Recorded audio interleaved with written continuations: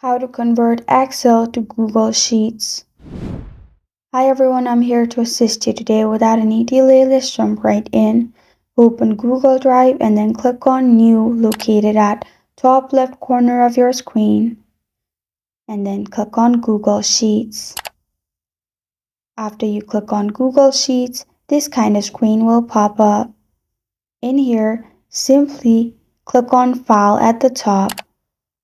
Then click on Import.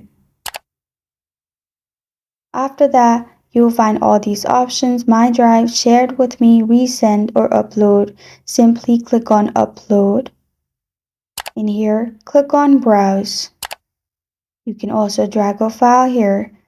After you click on Browse, select the file and then press on Open located at bottom.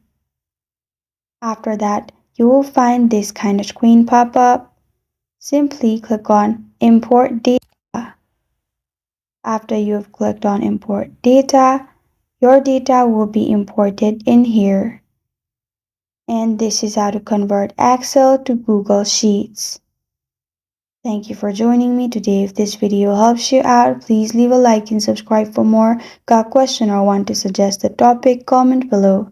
Thank you for watching.